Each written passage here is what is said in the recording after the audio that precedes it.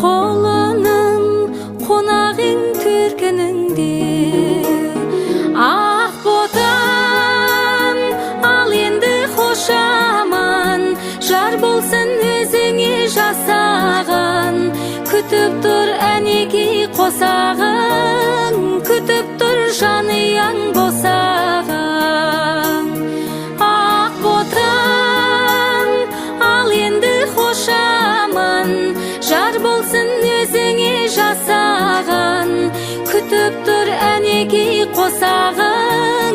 күтіп тұр жанұяң босағаң